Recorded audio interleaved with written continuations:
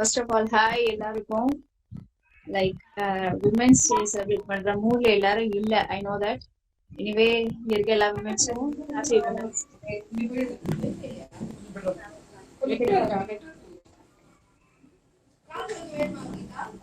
I think ma'am join பண்ணிட்டாங்க.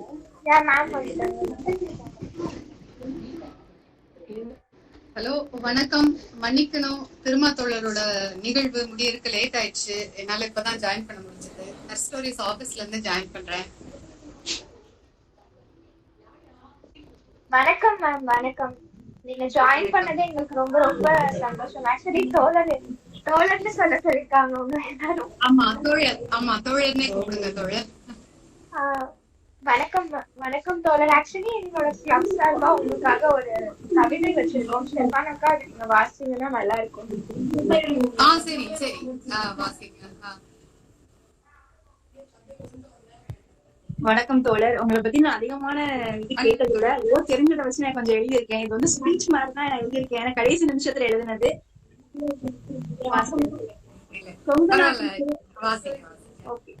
கொங்கு நாட்டில் பிறந்து புவியை பெண்ணியம் சார்ந்த கருத்துக்களால் ஆளும் எங்கள் தங்க பெண்மணி கீதா இளங்கோவன் அவர்களுக்கு இந்த புவியில் மாதவம் செய்து பிறந்த எங்கள் பெண்களுக்கும் எங்கள் books and rates book club சார்பாக இனிய மகளிர் தின நல்வாழ்த்துக்கள். நாங்கள் கீதையை படித்ததில்லை, ஆனால் எங்கள் கீதை எழுதிய கீதையை படித்து விட்டோம். நாங்கள் கீதையை படித்ததில்லை, ஆனால் எங்கள் கீதை எழுதிய கீதையை படித்து விட்டோம். நீங்கள் ஊட்டச்சத்தை பற்றி படித்ததாலோ என்னவோ நீங்கள் கூறும் ஒவ்வொரு கருத்துக்களும் எங்களுக்கு ஊட்டச்சத்து அளிக்கிறது. தாங்கள் ஆட்சி பணியில் இரண்டாவது மதிப்பெண் பெற்றாலும் எங்கள் மனதை உங்கள் கருத்துக்களாலும் உங்கள் புத்தகத்தின் மூலமும் முழுவதுமாக புரட்சி செய்து தூண்டுகிறீர்கள். நீங்கள் இட்ட முற்றுப்புள்ளியை நாங்கள் கார்புள்ளியாக மாற்றி புதியதோர் பெண் ஐயமில்லாமல் வாழும் பாரதம் உருவாக்குவோம். உங்களின் இந்த காணொளி வருகை எங்கள் வாசிப்பு குழுவிற்கு மற்றும் ஒரு மைல்கல்லாக அமைந்திருக்கிறது. தங்கள் வருகைக்கு எங்கள் அனைவரும் சார்பாக மனமார்ந்த நன்றிகள். ரொம்ப நல்லா இருக்கு. Thank you so much. உங்களோட அன்பு ரொம்ப நெகிழ செய்யுது. ரொம்ப நன்றி தோழர். அருமையான கவிதை, பேரன்பு தெரியுது அதுல. ரொம்ப நன்றி. நன்றி தோழர். நன்றி தோழர், நன்றி. உங்ககிட்ட பேசணும் இங்க நிறைய பேர் வெயிட் பண்ணிட்டு இருக்காங்க.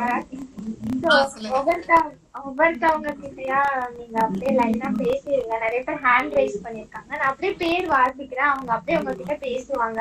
கடைசியா நான் என்னோட கேள்வி உங்ககிட்ட கேட்டுக்கிறேன். ஷெஃபானாக்கா நீங்களே ஸ்டார்ட் பண்ணிடுங்க. முடிஞ்சா எல்லாரும் வீடியோ ஆன் பண்ணி பேசிக்கோங்க. சோ தட் அவங்களும் உங்ககிட்ட நேரா பேசுற மாதிரி இருக்கும்.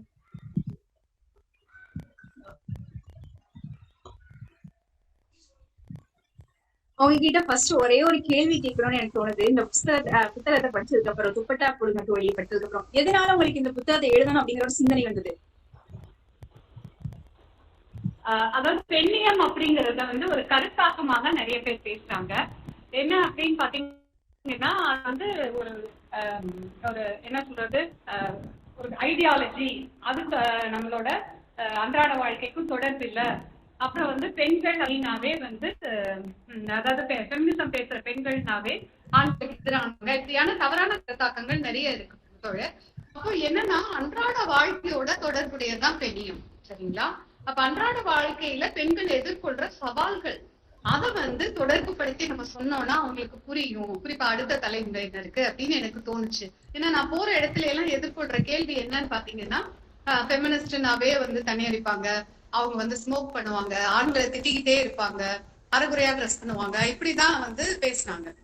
அப்படி கிடையாது. நாங்க ஃபெமினிஸ்ட் அப்படி கிடையாது. உங்களுக்கு பெண் உரிமை அப்படிங்கறத என்னன்னு புரிய வைக்கணும்னா அன்றாட வாழ்க்கையோட அதை தொடர்பு படுத்தி பேசணும் அப்படிங்கிறதுக்காக தான் துப்பட்டா போடுங்க தோழி கட்டுரைகளை எழுத ஆரம்பிச்சேன். அடுத்து ஒரே ஒரு கேள்வி கேட்கணும்னு தோணுது. நம்ம பாட்டி காலத்துல சப்போஸ் இப்ப வேலு நாச்சியார் இவங்க எல்லாம் வாழ்ந்த காலத்துல பெண் போற்றப்பட்டாங்க. அவங்களுக்கு வீரம் சார்ந்த விஷயங்களா பெண்கள் விளங்கினாங்க. இப்ப ஏன் பெண்கள் அப்படி இருக்க மாட்டேங்கிறாங்க? ஏன்னா நீங்க புத்தகத்துல ஒவ்வொரு தலைப்புமே எனக்கு இருந்துச்சு. ஏன் ஆக்சுவலி ஒரு நீங்க ஃபர்ஸ்ட் இந்த துப்பட்டா போடுங்க தோழி, ஒரு பருவ மாற்றத்தையே இந்த சமூகம் வந்து ஏன் ஏற்க மாட்டேங்குது அப்படிங்கிறது ஒரு கேள்விக்குறியா எனக்கு மனதில் பட்டது. ஓகே, முதல்ல வந்து நம்ம சென்சிடைஸ் பண்ணணும்னு நான் நினைக்கிறேன். இப்ப வந்து நமக்கு ஒரு பருவம் மாறும் இருக்கு, அது அந்த மாற்றம் வந்து நம்ம உடம்புல ஒரு ஏற்படுத்துது அப்படின்னா பெண்களால் நாம் சொன்னாதான் பொது சமுதாயத்துக்கு அது தெரியும். சரிங்களா? அவங்க நினைச்சுக்கிறாங்க அப்படின்னா அவங்க வந்து அவங்களுக்கு என்ன பிரச்சனை, ஒண்ணும் இல்ல, பருவம் அடைதல் அப்படிங்கிறது ஒரு ஊடகங்கள்லாம் எப்படி சொல்லி இருக்குன்னா ஒரு கிழப்பான விஷயம் தானே, அவங்க வந்து அப்படித்தானே இருக்காங்க, அவங்க ரசிக்கிறாங்க, அவங்க வந்து தன்னோட விதவிதமா ஆடை அணியதை ரசிக்கிறாங்க, இப்படிதான் பொது சமுதாயம் புரிஞ்சு வச்சிருக்கு. சரிங்களா? அப்ப வந்து அந்த பருவம் அடைதல்னால நம்ம உடலில் ஏற்பட்ட மாற்றங்கள், அதை சுட்டி காட்டி நமக்கு வந்து நமக்கு விதிக்கிற கட்டுப்பாடுகள், இது எல்லாமே நமக்கு உடல் மீதே ஒரு குற்ற உணர்வை ஏற்படுத்துது இல்லைங்களா? அப்ப அதை வந்து பெண்களாகிய நான் சொன்னாதான் அந்த சமுதாயத்துக்கு தெரியும். அதுக்காக தான் வந்துட்டு அதை எழுதினேன் நான். அது எனக்கு என்ன உணர்வு ஏற்படுத்துச்சு, என்ன சார்பு தோழிகளுக்கு என்ன உணர்வு ஏற்படுத்துச்சு அப்படிங்கறத அந்த துப்பட்டா போடுங்க தோழிங்கிற அந்த கட்டுரையா எழுதினேன் நான். சோ அதுதான் நான் சொல்ல விரும்புறேன். வேற எதுவும் கேட்டீங்க, வீரம் சார்ந்து பெண்கள் போற்றப்படுவதில்லை அப்படின்னு. வீரம் சார்ந்து இருக்காங்க. இப்ப பாத்தீங்கன்னா நிறைய விஷயங்கள் இருக்கு. இப்போ நீங்க எத்தனை பேர் விஷாகா கமிட்டியை பத்தி கேள்விப்பட்டிருக்கீங்கன்னு எனக்கு தெரியல. அரசு அலுவலகங்கள்ல பாலியல் துன்புறுத்தல் பெண்ணுக்கு நடந்தா அது அவங்க வந்து அரசு அலுவலகங்கள் மாத்திரம் இல்ல, பொதுவா வேலை செய்யற எந்த அலுவலகத்திலயும் ஒரு கமிட்டி ஃபார்ம் பண்ணணும். பாலியல் துன்புறுத்தல் சீண்டல்கள் இருக்கிற பெண் வந்து அந்த கமிட்டியில போய் அவங்க வந்து புகார் கொடுக்கலாம், அதுக்கான விசாரணை நடத்தப்படும். அதுல யார் வந்து அவங்க வந்து குற்றம் சொல்றாங்களோ அவங்களுக்கான தண்டனைகள் கொடுக்கப்படும், இல்ல அவங்கள வந்து டிரான்ஸ்ஃபர் பண்ணுவாங்க. இந்த மாதிரி நிறைய விஷயங்களை விசாகா கமிட்டி ஃபார்ம் பண்ணுச்சு.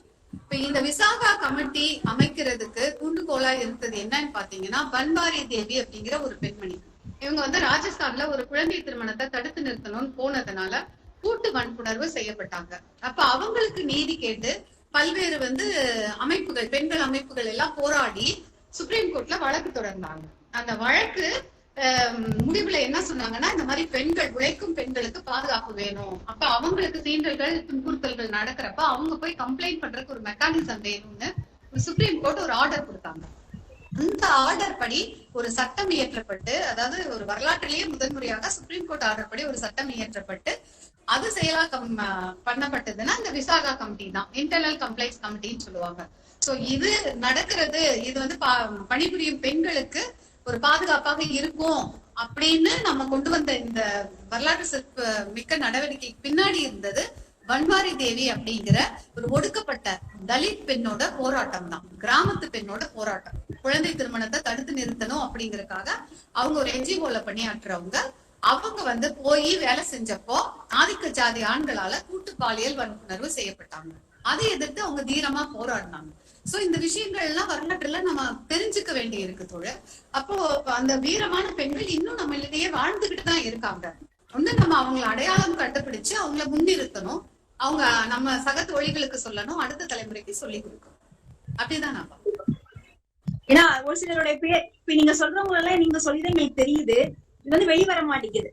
அப்புறம் ஒரே ஒரு லாஸ்ட் கொஸ்டின் எல்லாத்துக்கும் சான்ஸ் கொடுக்கனால கேட்கிறேன். நீங்க ஒரு ஜேர்னலிஸ்ட் அப்படின்னு நான் படிச்சேன். எனக்கு ஒரே ஒரு சின்ன இது, 3 நாளா நம்ம ஊடகங்கள்ல பாத்துக்கிட்டு இருக்கோம் பாலியல் வன்கொடுமை சிறு குழந்தைகள்னு. எனக்கு ஒரே ஒரு இது, ஏன் பெண்ணுடைய பேரை டேமேஜ் பண்றாங்க? இப்ப வந்து அந்த குழந்தையோட பேரை தான், குற்றவாளிய பேரை அதை பண்ணா என்ன? ஏன்னா அது ஒரு பாடமா அமையும். எல்லா நியூஸ் பேப்பர்லயும் சரி மீடியாலயும் சரி பெண்ணை தான் சொல்லியிருக்காங்க. குழந்தைங்க தான் இன்னும் அவங்க மனவேதனைக்கு வந்து அந்த குழந்தையோட பேரை தான் நம்மளுக்கு இது பண்ணிருக்காங்க. தோத்து ஏன் அந்த பாலியல் பண்ண அந்த ஆணுடைய பேரை இது பண்ணல அப்படின்னு எனக்கு ஒரு ரொம்ப கோவம் வந்தது. ஏன்னா பண்ணவர் தப்புன்னு உணர்ற அளவுக்கு ஆக்சுவலி இது வந்து எனக்கு பாலியல் தூண்டுறது வந்து ஒண்ணு குழந்தைங்க பெற்றோர் வந்து ஒழுங்கான குழந்தை அதனுடைய பெண்ணையை பற்றி சொல்லிக் கொடுக்கலையா அப்படிங்கிற ஒரு இதுவும் எனக்கு மனசுல படுது. இன்னொன்னு அந்த நியூஸ் பேப்பர்ல வந்து அந்த பையனை போடும்போது அது வந்து மற்றவனுக்கும் அது வந்து ஒரு பாடமா அமையும். பெண்ணை போடும்போது அந்த குழந்தையோட பேர் தான் தெளிவருது. வந்து யார் அந்த குற்றத்தை பண்ணாங்க அப்படிங்கிறது இது வரல. குற்றவாளிக்கு சரியான தண்டனை கிடைத்ததா அப்படிங்கிற தகவல் வந்து நம்மளுக்கு சரியா சிறைக்கு அடைக்கிறாங்க. அதுக்கப்புறம் என்ன நடக்குது, வெளியில வர்றாங்க, அவர் தப்பு திருத்தினாரா அப்படிங்கிறது இல்ல. சோ நீங்க ஒரு ஜேர்னலிஸ்ட்ங்கிறனால ஏன் அப்படி பண்றாங்க? சப்போஸ் நீங்க உங்களுக்கு அந்த சான்ஸ் கிடைச்சா தயவு செய்து பண்ணுங்க, எங்களோட கைண்ட் ரெக்வெஸ்ட். ஏன்னா இது வந்து ஒரு பெண்ணை மட்டும்தான் இங்க பழி சொல்றாங்க. சரி, ஓகே, நான் சுருக்கமா சொல்லிடுறேன், அடுத்து நிறைய பேர் பேச வேண்டி இருக்கிறதுனால.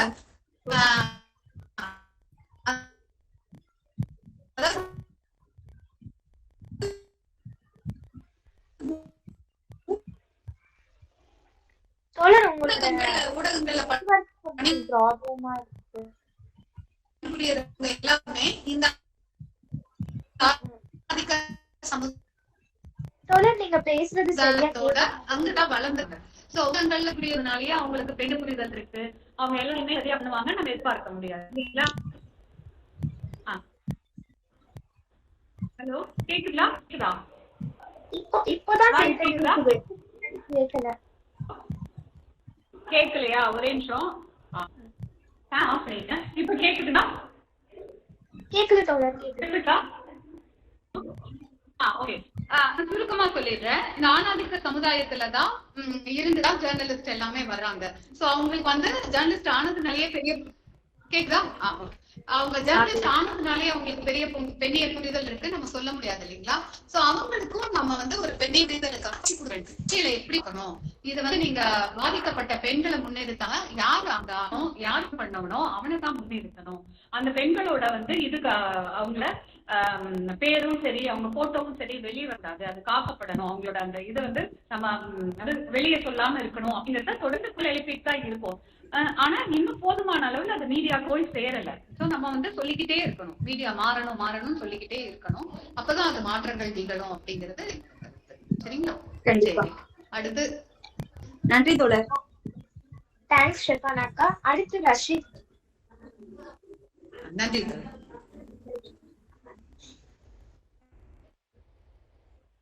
வணக்கம் தோழர், நல்லா இருக்கீங்களா? வணக்கம் தோழர். வணக்கம். கேக்குதா? கேக்குதுங்க, நீங்க பேசுறது எனக்கு கேக்குது. தேங்க்யூ. ஸோ எனக்கு வந்து துப்பட்டா போடுங்க தோழி அப்படிங்கிறது என் லைஃப்ல ஒரு பெரிய ஜேர்னி ஆயிட்டு அப்புறம் தான் வந்திருக்கு.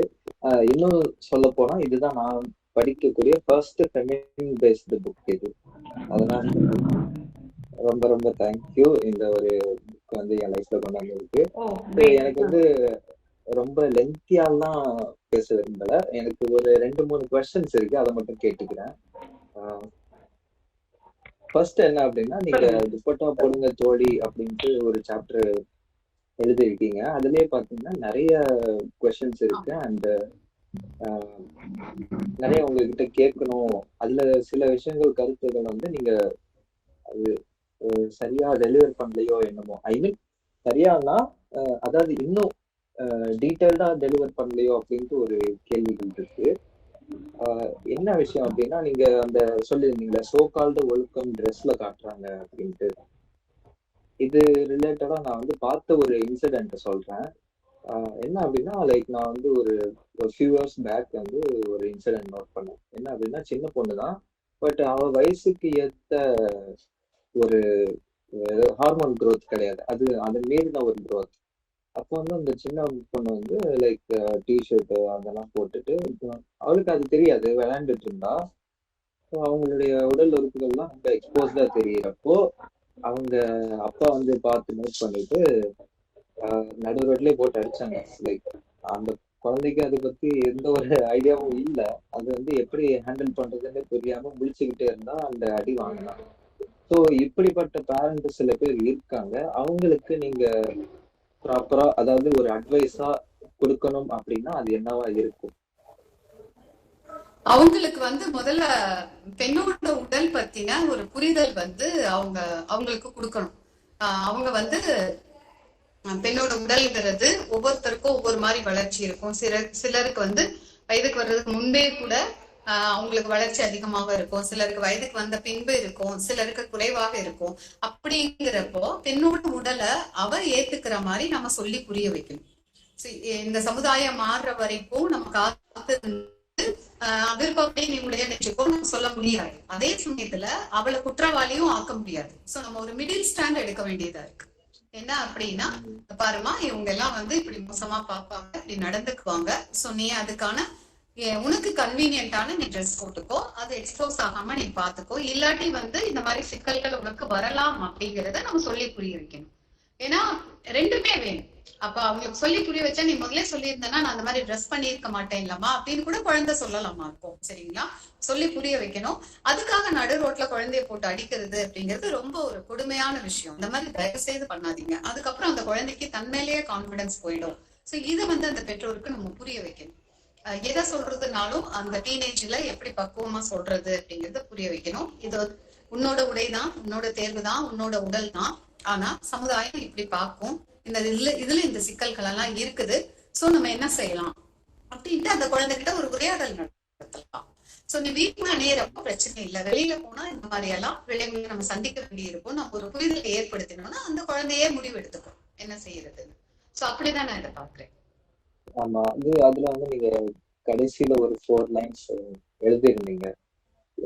அவங்க வந்து அறியாமையில உங்ககிட்ட பேசுறாங்க, அதனால வந்து நீங்க தைரியமா அதை வந்து ஃபேஸ் பண்ணுங்க அப்படிங்கிற மாதிரி சொல்லிருந்தீங்க. அது உண்மையாலுமே நல்லா இருந்துச்சு. அப்புறம் ரீசெண்டா நான் வந்து ஒரு யூடியூப்ல ஒரு பதிவு பார்த்தேன். அந்த சேனல் பேர் என்ன அப்படின்னா மணிச்சாவ் அப்படின்னு சொல்லிட்டு ஒரு சேனல். அதுல வந்து அந்த பொண்ணு வந்து ரொம்ப ஃபீல் பண்ணி ஒரு விஷயம் ஷேர் பண்ணியிருந்தாங்க. என்ன அப்படின்னா, ரீசெண்ட் டேஸ்ல வந்து இந்த குரூப் ஒரு இருக்கு, இன்ஸ்டாகிராம்ல ஒரு பேஜஸ் மாதிரி கிரியேட் பண்ணிட்டு அதுல வந்து இந்த ஆபாசமான வீடியோக்களை போட்டு அதை பத்தி டிஸ்கஸ் பண்றாங்க. இவங்க வந்து இப்படி இருந்தா நல்லா இருக்கும் அப்படின்னு, அதாவது பாடி ஷேமிங் மாதிரி பண்றாங்க. அதுல வந்து ஒரு ஒரு வீடியோ வந்து அவங்களே போஸ்ட் பண்ணியிருந்தாங்க. என்ன அப்படின்னா, லைக் இந்த அந்த உடம்பு வந்து ரொம்ப எக்ஸ்போஸ்டா காட்டுற ஒரு சில கிளிப்பிங்ஸ் வந்து கிராப் பண்ணிட்டு ரீசெண்டா சிம்பு ஒரு ஒரு மீட் போட்டிருந்தாங்கல்ல, லைக் ப்ரெஸ் மீட்ல வந்து சொல்லியிருந்தாங்க ஒரு மாடு அதோடைய கண்ணுக்குட்டி அதை வந்து கம்பேர் பண்ணி போட்டிருந்தாங்க. அவர் சொன்ன வேற விஷயம், இவங்க வந்து இதுல அதாவது அட்டாச் பண்ணி சொல்றப்போ அது வந்து அது எப்படி ஒருத்தரால சொல்ல முடியுது. லைக் உங்க வீட்லயே வந்து சில பேர் இருக்காங்க, அதாவது அம்மா ரூபத்துல, தங்கச்சி ரூபத்துல, சக தோழியா இத்தனை பேர் இருக்கும்போது எப்படி ஒரு பெண்ணை வந்து அவங்கள ஒரு ஒரு விலங்கோட கம்பேர் பண்ணி சொல்ல முடியுது அப்படிங்கும்போது எனக்கு ரொம்ப ஷாக்கிங்கா இருக்கு. அந்த மாதிரி செய்யற சிலருக்கு வந்து நீங்க சொல்லக்கூடிய அட்வைஸ் என்ன அப்படின்ட்டு நான் கேட்கிறேன். சமுதாயமே ஆணாதிக்க சமுதாயம் தொழில் இருக்கு. நிறைய பாடல் பாத்தீங்கன்னா திரைக்கலை எல்லாமே வந்து என்ன அந்த மாதிரி வந்துட்டு ஒரு மான் மாதிரி உருவப்படுத்தி ஒரு ஆணை வந்து ஒரு சிங்கம் மாதிரியோ புலி மாதிரியோ உருவப்படுத்துறது, இந்த மாதிரியான விஷயங்கள்லாம் நிறைய நடந்துட்டுதான் இருக்கு. அதை எதிர்த்து நம்ம வந்து எழுதிக்கிட்டு இருக்கணும், குரல் கொடுத்துக்கிட்டே இருக்கணும். சென்சிட்டைசேஷனுக்கு வர வர வந்துட்டு இந்த மாதிரியான விஷயங்கள் குறையும் அப்படிங்கிறது தான். முதல்ல அப்படி பார்த்தோம்னா அது வந்து நமக்கு அதுக்கு எதிராக நம்மளோட எதிர்ப்பை பதிவு செய்யணும். அப்படிதான் நான் பாக்குறேன். எதிர்ப்பை பதிவு செய்து எழுதணும். இப்பதான் நிறைய வந்து உங்களுக்கு டெக்னாலஜி ஹெல்ப் பண்ணதுல டேக் பண்ணி எழுதலாம். அதை வந்து அவங்க கவனத்துக்கு கொண்டு போற மாதிரி அவங்க பேஜ்ல எழுதலாம். அப்படியெல்லாம் பண்றப்போ போற அந்த கொஞ்சம் காலங்கள் போக ஒரு புரிதல் வரும் அப்படின்னு நான் நினைக்கிறேன். ஏன்னா அது நம்மளோட பொறுப்பு வந்து எதிர்ப்பை பதிவு செய்ய, இது தப்பு இப்படி பண்ணாங்க, இது பெண்களை ரொம்ப இழிவுபடுத்துது அப்படிங்கறது நம்ம பதிவு செய்ய, அதையும் சரியாவே அப்படி பாக்குறேன். நன்றி நன்றி தோழர். கடைசியா ஒரே ஒரு விஷயம் கேட்டுக்கிறேன், சாரி ரொம்ப டைம் எடுத்துக்கிறேன். என்னன்னா லைக் நீங்க வந்து ஒரு அரை மணி நேரத்துல எல்லா நிகழ்வும் கேட்கல எனக்கு, உங்களுக்கு இன்டர்நெட் கனெக்ஷன் ப்ராப்பரா கிடைக்கல போல. அதான்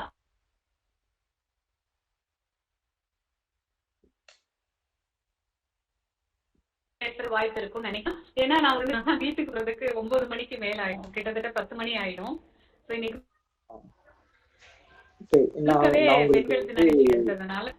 கொஞ்சம் கேக்குறவங்க நீங்க கொஞ்சம் சுருக்கம் கேட்டீங்கன்னா. இல்ல மேம், பாசிபிலிட்டிஸ் இருந்துச்சுன்னா உங்களுக்கு இன்ஸ்டாகிராம்ல வந்து டிஎம் பண்றேன். டைம் இருந்துச்சுன்னா கொஞ்சம் ப்ளீஸ் எக்ஸ்பிளைன் பண்ணுங்க. தேங்க்யூ. கண்டிப்பா கண்டிப்பா. நன்றி ரஷி. முத்து நிவாசன்.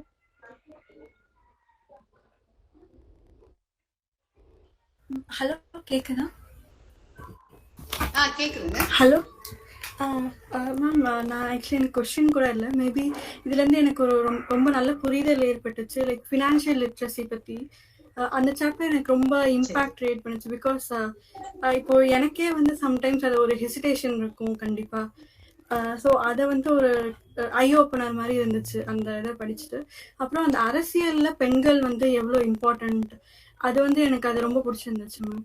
பிகாஸ் எனக்கு வந்து ஒரு அட்மினிஸ்ட்ரேட்டிவ்ல உமன் இருக்கிறது ரொம்ப பிடிக்கும். ஸோ எனக்கும் அந்த மாதிரி ஒரு ஆகணும்ட்டு ஆசை இருக்கிறதுனால ஸோ அந்த அரசியல்ல வந்து உமன் எவ்வளோ இம்பாக்ட் கிரியேட் பண்ணாங்க, அந்த பார்ட் எனக்கு ரொம்ப ரிலேட்டபிளா இருந்துச்சு. அது கொஞ்சம் கான்ஃபிடன்ஸ் கொடுத்துச்சு. ஃபுல் புக் ரொம்ப நல்லா இருந்துச்சு. Thank you for this. Thank you so much. Thank you so much தோழர். நன்றி முத்து, நன்றி. லாவண்யா.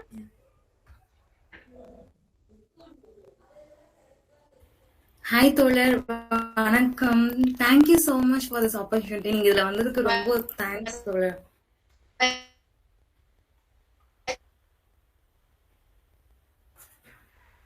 தோழர், உங்களோட இன்டர்நெட் மட்டும்தான் கொஞ்சம் இன்டர்நெட் ஸ்டக் ஆயிடுச்சு தோழர் உங்களது.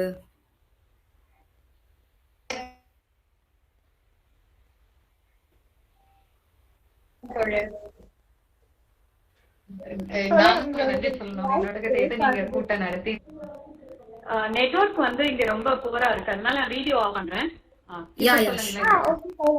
ஓகேவா? இப்போ கேக்குது தோழர். இப்போ ஓகேவா? பக்கா சூப்பர் தோழர். சொல்லுங்க. உங்களோட புக் எனக்கு வந்து ஒவ்வொரு சாப்டருமே ரீட் பண்றப்போ ரொம்பவே ஹெல்ப்ஃபுல்லா இருந்துச்சு. பிகாஸ் உங்களோட புக்ல வந்து ஒவ்வொரு ப்ராப்ளமா சொல்லிருப்பீங்க, அதுக்கான ஒரு சொல்யூஷன். ட்ரெஸ்ல இருந்து ஃபினான்ஸ்ல இருந்து பாலிடிக்ஸ், அந்த மாதிரி ஒவ்வொரு விஷயத்துக்குமே அது சொல்யூஷனுமே சேர்ந்து சொல்லிருப்பீங்க. ஆண்களை வந்து ஒரு மிரட்டுற மாதிரியான ஒரு இது இல்லாம தட்டி கொடுத்து இப்படி இருந்துக்கலாம்ப்பா அப்படின்னு சொல்ற மாதிரி இருந்துச்சு. அதுக்கான ரீசன் என்ன தோழர்? பிகாஸ் நெக்ஸ்ட் நான் கட்டுரை எழுதிக்கிட்டு இருக்கேன், கட்டுரை புக்கு. சோ நான் எழுதும் போது எப்படி சொல்யூஷனோட சேர்ந்து எழுதணுமா அப்படின்ற மாதிரி எனக்குமே ஒரு பர்சனல் டவுட் இருக்கு தோழர்.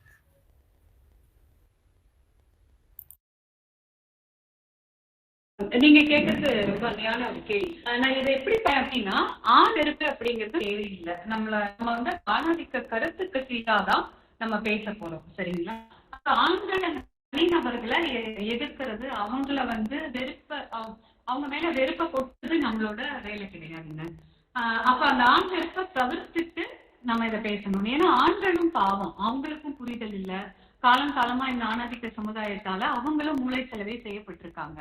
அப்ப நம்ம அதை தவிர்த்துட்டு நம்ம அதை பேசுறப்போ, அதாவது உனக்கும் கஷ்டம் தான்ப்பா, உனக்கு இதையும் கொஞ்சம் புரிஞ்சுக்கோ அப்படின்னு அவங்களையும் இன்க்ளூசிவ்னஸோட நம்ம சேர்த்து பேசுறப்போ அது எல்லாருக்கும் போய் சேருது அப்படின்னு நான் பாக்குறேன்.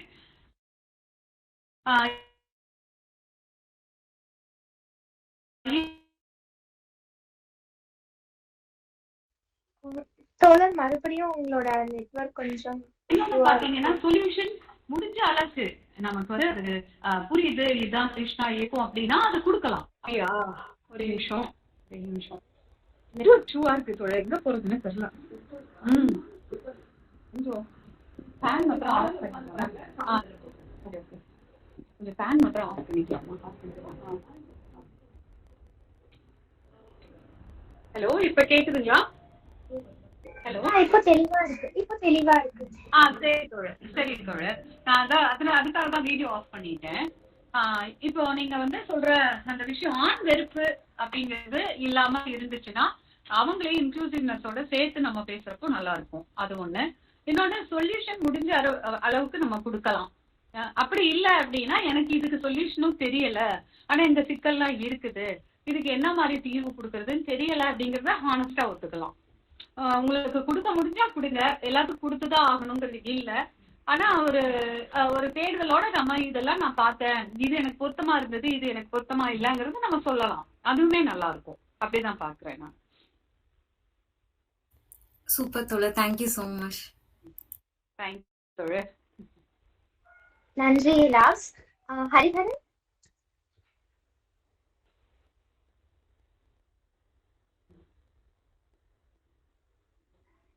ஹரிஹரன், நீங்க பேசணும்னு நினைக்கிறீங்கன்னா கொஞ்சம் கேட்கா. ஹரிஹரன்.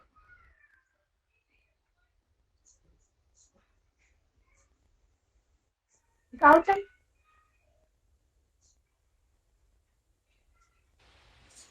நான் இருக்கேன்.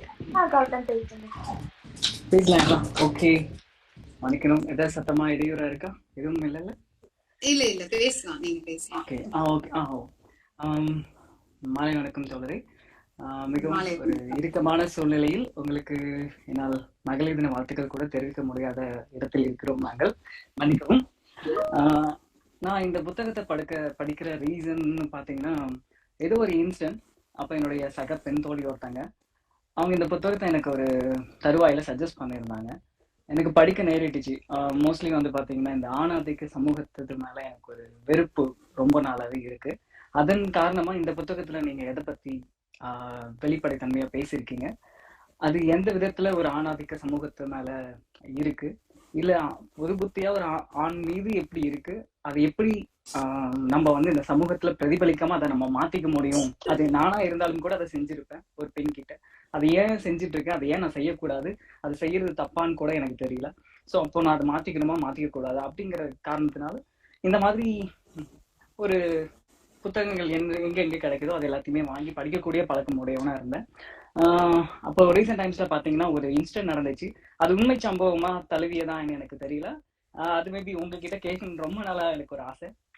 ஏதோ ஒரு பள்ளியோ கல்லூரியிலையோ மொத்த பெண் பிள்ளைகள் எல்லாருமே பாத்தீங்கன்னா அவங்களோட துப்பட்டாக்களை துறந்து உங்களை வரவேற்றதாக ஒரு இது சர்க்குலேட் ஆயிட்டு இருந்துச்சு சோசியல் மீடியாஸ்ல. அப்போ அது விஷயம் எனக்கு ரொம்பவுமே ஒரு இதா இருந்துச்சு. அப்படி என்ன ஒரு புத்தகம் அது அப்படின்னு சொல்லிட்டு ஒரு தேடி பாக்குறப்போ துப்பட்டா போடுங்க தோழி அப்படின்ற மாதிரி ஒரு புத்தகம் ரொம்ப நாளா இருந்துச்சு. ஆக்சுவலா அது எனக்கு ப்ரெசென்ட் பண்ணதே பாத்தீங்கன்னா எனக்கு ஒரு பெண் தோழர் தான் ஒருத்தங்க. ரொம்ப ஆர்வம் காட்டிட்டு இருந்தனால அந்த புத்தகத்தை ஃபுல்லாவே படிச்சேன். இந்த புத்தகத்தை நான் எப்படி பாக்குறேன் அப்படின்னா, என் பார்வைக்கு என் புரிதலுக்கு எனக்கு இந்த பார்வைக்கு இது எப்படி இருந்துச்சுன்னா, பெண் ஏன் அடிமையாகிறாள் அப்படிங்கிற மாதிரி ஒரு பெரியார் புத்தகம் எல்லாருமே வாசிச்சிருப்பாங்கன்னு நினைக்கிறேன். அதோட ஒரு 2ஆம் பாகமா தான் நான் பாக்குறேன். ஒரு பெண் ஏன் அடிமையாகிறாள்ன்ற ஒரு பெரியார் இருந்த புத்தகத்தை அது அப்படியே தழுவுன மாதிரி எனக்கு ஒரு ஃபீல். எனக்கு அப்படிதான் இருந்துச்சு இந்த புத்தகத்துல. அதே மாதிரி இந்த புத்தகம் பிடிச்சா முழுவதும் வாசித்த பிறகு அதுல இருந்த ஒரு சில விஷயங்கள்லாம் எனக்கு ரொம்பவுமே இருந்துச்சு ஒரு புத்துணர்ச்சியா. அதுல சில விஷயங்கள் சொல்லியிருந்தீங்க தோழர், வந்து பெண்கள் வந்து ஏன் பயணிக்க கூடாது அப்படிங்கிற மாதிரி கேட்டிருந்தீங்க. ரொம்பவுமே வந்து என்னை பாதித்த விஷயம், ஏன் பயணிக்க கூடாது, ஆமா இல்ல ஏன் அந்த பெண்கள் பயணிக்க கூடாது அப்படிங்கிற மாதிரியான ஒரு விஷயம் எனக்குள்ளேயே ஓடி இருந்தது. அதே மாதிரி அரசியல் ஈடுபாடுகளை பத்தியும் பேசியிருந்தீங்க. பெண்கள் அரசியல் ஈடுபாடுகள், கற்புகள் பற்றி, சோக்கால்ட அந்த ஒழுக்கம் கற்பு இதெல்லாம் பற்றி பேசியிருந்தீங்க. அதே மாதிரி எனக்கு அதுல ஒரு சில விஷயங்கள் உங்ககிட்ட ஒரு கேள்வியும் எனக்கு கேட்கணும் அப்படின்ற மாதிரி இருந்துச்சு. அதிகாரம் எனக்கு சரியா தெரியல, அநேகமாக உத்தேசமாக சொல்கிறேன் ஒரு 18 19 இருக்கும். அதுல வந்து பாத்தீங்கன்னா இன்னும் பெண்களுக்கு பெரியார் தேவைப்படுகிறார் அப்படின்னு சொல்லி ஒரு அதிகாரம். அந்த அதிகாரத்துல வந்து பாத்தீங்கன்னா அநேகமாக பக்கம் 80 81 அந்த மாதிரி ஒரு பக்கத்துல உண்மையான பெண்களுக்கு பெண்கள் விடுதலைக்கு உண்மையான பெண்கள் விடுதலைக்கு பிள்ளை பெறும் தொல்லை அடியோடு ஒளிந்து போக வேண்டும் அப்படின்னு பெரியார் சொன்னதா நீங்க வந்து அந்த ஒரு இதுல வந்து அந்த எழுத்துக்கள் அதுல பதிவிட்டிருப்பீங்க. அந்த எழுத்துக்கள் வந்து ஏதோ ஒரு இடத்துல வந்து கொஞ்சம் இன்னமுமே மெருகேற்றி கூறியிருக்கலாமோ அப்படின்ற மாதிரி எனக்கு என்னோட தனிப்பட்ட கருத்து தோழரே. இது யார் மனதையும் புண்படுத்தல. அதை நான் திரும்பவும் இன்னொரு முறை சொல்கிறேன். உண்மையான பெண்கள் விடுதலைக்கு பிள்ளை பெறும் தொல்லை அடியோடு ஒளிந்து போக வேண்டும் அப்படின்னு வந்து பெரியார் சொன்னதை வந்து நீங்க அதுல சொல்லியிருப்பீங்க. அதை மெருகேற்றி இன்னமும் அந்த மாதிரி சொல்லக்கூடிய சமூகத்தோட தொல்லை அப்படின்னு கூட நீங்க சொல்லியிருக்கலாமோ அப்படின்ற மாதிரி எனக்கு என்னுடைய தனிப்பட்ட கருத்து தோழரே. அதுக்கான பதில் உங்ககிட்ட வேண்டும் அப்படிங்கிறதுக்காக தான் நான் பேச வந்தது தோழரே. சரி, தோழர் ரொம்ப மகிழ்ச்சி உங்ககிட்ட பேசுறதுல. நீங்க வந்து இந்த துப்பட்டா வீசின சம்பவம் உண்மையா கேட்டிருக்கீங்க. ஆமா, போன ஆண்டு நடந்தது. வந்து கள்ளக்குறிச்சி அப்படிங்கிற ஊர்ல, ஆமா, அங்க வந்து பழங்குடியினர் குழந்தைகள் அவங்களுக்கு வந்து ஒரு கேம்ப் நடந்தப்போ அவங்க வந்து அங்க இருந்து துப்பட்டா தூக்கி போட்டு வரவேற்றாங்க அப்படின்னு. அது உண்மைதான். அவங்க கிட்ட நான் பேசினப்போ அந்த அந்த நூலை வந்து இவ்வளவு தூரம் அவங்க பிடிச்சு உள்வாங்கியிருக்காங்க அப்படிங்கறதையும் புரிஞ்சுக்க முடிஞ்சது. அது உண்மைதான் தோழர். ஒண்ணு. அப்புறம் வந்து பெரியார் வந்து பிள்ளை பெரும் தொல்லை அடியோடு ஒழிய வேண்டும் அப்படின்னு அவர் சொன்னதான் நான் சொல்றேன். ஆமா ஆமா, என்னோட கருத்து கிடையாது. இன்னொன்னு பாத்தீங்கன்னா, பிள்ளை பெறுதல் அப்படிங்கிறது வெறுமனே ஒரு லேபர் பெயினோட ஒரு குழந்தை பிரசவிக்கிறதோட முடிஞ்சு போகிறது இல்ல. அதுக்கு பின்னாடி வந்து என்ன விஷயங்கள்லாம் இருக்குதுன்னா, பெண் உடல் அரசியல் இருக்கு. ஃபார் எக்ஸாம்பிள் பாத்தீங்கன்னா பெண் குழந்தைகள் வந்து தன்னோட மதத்துல ஜாதியில தான் திருமணம் பண்ணணும்னு சொல்லிட்டு அதுக்காகவே பெண் குழந்தைகளை வளர்க்குறாங்க. அதுக்காக ட்ரெஸ் பண்ணணும், இவ்வளவு படிச்சு போதும், இதை படிச்சா போதும் அப்படின்னு எல்லாத்தையுமே குரூம் பண்றது எல்லாமே கல்யாணத்துக்காக தான். ஏற்பாட்டு திருமணமாக ஜாதியை மதத்தை கட்டி காப்பதாக இருக்கு. இதெல்லாம் எதுக்குன்னா அவளோட கர்ப்பப்பையில உருவாக்குற குழந்தை தன் ஜாதி குழந்தையாக இருக்கணும், தன்னோட மதத்து குழந்தையாக இருக்கணும் அப்படிங்கிறதுதான். சரிங்களா? சோ இது வந்து பெரியார் சொன்னதோட அந்த வீரியம் என்ன அப்படின்னா, இந்த ஜாதியையும் மதத்தையும் கட்டி காப்பதற்காகத்தான் ஒரு பெண் குழந்தைய இந்த சமுதாயம் வளர்க்குது. அப்ப நான் பிள்ளைய பெத்துக்க மாட்டேன்னு ஒரு பெண் சொல்லிட்டாங்கன்னு வச்சுக்கோங்களேன், அப்ப அந்த ஜாதியில இருந்து மதத்துல இருந்து அவங்க விடுபட்டுறாங்க. சரிங்களா? நான் எனக்கு குழந்தை வேண்டாம் அப்படின்னா அவங்க வந்து நான் எனக்கு பிடிச்ச மாதிரி நான் இருந்துக்கலாம், யாரும் என்ன வந்து கம்பல் பண்ண மாட்டாங்க. சோ அதையெல்லாம் சேர்த்துதான் அவர் சொல்லியிருக்காரு. அவரோட தான் நான் திருப்பி சொல்லியிருக்கேன். சரி, உங்க கருத்தையும் நான் உள்வாங்கிட்டேன். சரிங்களா? நன்றி நன்றி தோழரை. எனக்கு அதுல புரிய வேண்டியது என்ன, உங்களுக்கு அது வந்து தொல்லை அப்படின்ற ஒரு வார்த்தை அப்படிங்கறது வந்து ஒரு மெருகேற்றி நீங்கள் எழுதும் பாணியில் நீங்கள் அதை மெருகேற்றி இருக்கலாமோ? ஏன்னா நான் சகமாக நான் அதை படிக்கும்போது கண்டிப்பா தோழரை அது ஏன்னா ஒருத்தங்களுக்கு அது தொல்லையாக இருக்க போகுது இல்லையோ அப்படிங்கிற ஒரு ஏற்றம் கருத்துக்களை ஏற்றுக்கொண்டதே மிகவும் பெரிய விஷயம். நன்றி நன்றி தோழரே. ரொம்ப நன்றி, ரொம்ப நன்றி.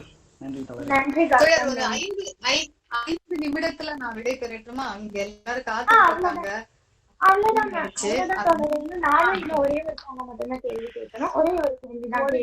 ஒரு கேள்வியோட முடிச்சுக்கலாமா? அதுக்கப்புறம் நீங்க தொடர்ந்து பேசுங்க. வீட்டுக்கு போகணும், இங்க அலுவலகமும் மூட வேண்டிய அதுக்காக தான். எனக்கு வந்து ஒரு கேள்வி, ஸ்ட்ராங்கான கேள்வி, அதனால முதல்ல நான் அதை முன்வச்சிருந்தேன். என்னன்னு பாத்தீங்கன்னா, புக்கோட சாப்டர்ல வந்து 22ல வந்து ஒரே காதல் ஊரில் இல்லையடான்னு சொல்லிட்டு ஒரு சாப்டர் இருக்குங்க. சோ அதுல வந்து பாத்தீங்கன்னா இப்போ வந்து ஃபீமேல் ஓரியன்டான ஒரு விஷயம், லைக் ஃபீமேலோட காதல வந்து இப்போ என்ன ஆச்சுன்னா, போன வீட்லயே வந்து பாத்தீங்கன்னா இங்க இப்போ பேசினாரு இல்லையா கௌதம், அவர் வந்து அவரோட முதல் காதலை பத்தி ஆணித்தனமா வந்து இந்த இடத்துல ரெஜிஸ்டர் பண்ணிருப்பாரு. ஆனா அதே அவங்க மனைவியும் போன வீட்டுல இருந்தாங்க. ஆனா அவங்க மனைவியால வந்துட்டு அதே முதல் காதலை பற்றியோ இல்ல அவங்களுக்கு இருந்த லைக் முன்பு காதல் இருந்திருக்கலாம், எல்லாமே இருந்திருக்கலாம். ஆனா அது வந்து அவங்க ஒரு பெண்ணா இருக்கிறனாலயோ என்னமோ அவங்களால அது வந்து பதிவு பண்ண முடியலையா, இல்ல இந்த சொசைட்டி வந்து அதை பதிவு பண்ண விடாம தடுக்குதா? இன்னுமே அப்ப வந்து பெண் பேசுறோம், ஆனா அந்த அளவுக்கு நம்ம வந்து வளரலையா அப்படிங்கிற ஒரு விஷயம் எனக்கு தெரியும். இப்ப அவரே வந்து ஒரு ஆண், ஆனா அவர் சொல்லிட்டாரு எனக்கு வந்து முன்னாடி ஒரு காதல் இருந்தது, அந்த காதல் அழியாதது அப்படின்னு தான் பேசினாரு. ஆனா அவங்க மனைவி கூட இருக்கிறப்ப அவரால் தைரியமா பேச முடிஞ்சது. ஆனா இதே நந்தினி வந்து அவங்க கணவன் கூட இருக்கிறப்போ தைரியமா அவங்களோட முதல் காதல் பத்தி பேசியிருக்க முடியுமா அப்படிங்கிற ஒரு கொஸ்டின் எழுந்தது. ரொம்ப அருமையான கேள்வி நீங்க சொன்னது.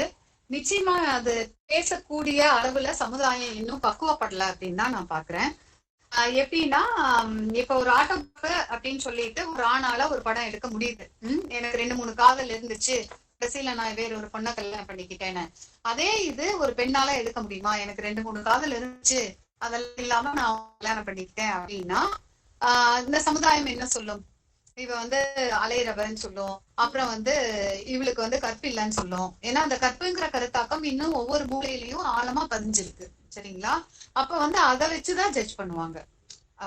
எப்படின்னா, நீங்க படிச்சிருக்கீங்க, அதை பத்தி கவலை இல்லை, நீங்க வேலை பாக்குறீங்க, அதை பத்தி கவலை இல்லை, பெரிய சாதனை எல்லாம் பண்ணிருக்கீங்களா, அதை பத்தி எங்களுக்கு கவலை இல்லைங்க, நீங்க சோ கால்டு கற்போட இருக்கீங்களா அப்படிங்கறதான் இந்த சமுதாயத்தோட ஆகப்பெரிய கவலையாக இருக்கு. சரிங்களா? அதனால எவ்வளவு தூரம் அவங்க அதை ஏத்துக்குவாங்க, அதுக்கப்புறம் அவங்களோட புரிதல் எப்படி இருக்கும் அப்படிங்கறத நம்ம உறுதியா சொல்ல முடியாது. ஒருவேளை முற்போக்கான இணையராக இருந்தா பரவாயில்லமா, எனக்கும் இருந்தது உனக்கும் இருந்தது அப்படின்னு சொல்லலாம். ஆனா நம்ம சொல்ல முடியாது அவங்களோட புரிதல் எப்படி இருக்கு, ஆணுக்கு இருக்கிற காதலை ஏத்துக்கிற அளவுக்கு பெண்ணுக்கு இருக்கிற காதலை ஏத்துக்கிறாங்களா அப்படிங்கறது இன்னும் சந்தேகமா தான் இருக்கு தோழர். ஆமா ஆமா, பொது வெளிப்பாடையில பேசுறப்ப வந்துட்டு பெண்களுக்கான தயக்கம் வந்து இன்னும் இருந்துகிட்டே தான் இருக்கு. இப்ப நீங்க சொன்ன மாதிரி ஆட்டோகிராஃபியா படம் எடுத்துட்டாங்க, அதுவே ஒரு பெண் வந்துட்டு இப்படி படம் எடுத்தா சோகால்டு கற்புலதான் வந்து நிப்பாங்க, அவங்க கற்புலதான் வந்து ஒரு திணிக்கிறவங்களா இருக்காங்க. ஆமா ஆமா ஆமா. ரொம்ப நன்றி. நான் விடை பெற்றுக் கொள்ளட்டுமா? ரொம்ப அருமை. நீங்க கேட்ட ஒவ்வொரு கேள்விகளும் எனக்கு வந்து இப்ப வேணா நான் வீடியோ ஆன் பண்ணிடுறேன். இங்க வந்து போட்டோ மட்டும் உங்க கூட எடுத்துக்கிறோம். புக் வச்சிருக்கீங்கன்னா கையில எல்லாரும் புக் எடுத்துக்கோங்க. யாராவது பிசில இருந்து கனெக்ட் ஆகிட்டீங்கன்னா ப்ளீஸ் ஃபுல் ஸ்கிரீன் பிக்சர் எடுத்து கொடுங்க. ஏன்னா நானும் இன்னைக்கு மொபைல்ல இருந்து கனெக்ட் ஆயிருக்கேன். தயவு செஞ்சு பிசில கனெக்ட் ஆனவங்க ஒரு ஃபுல் ஸ்கிரீன் பிக்சர் எடுத்து தரீங்களா ப்ளீஸ்? புக் இருந்ததுன்னா புக் எடுத்துக்கோங்க கையில. If book is not there no problem, photo மட்டும் போஸ்ட் பண்ணுங்க.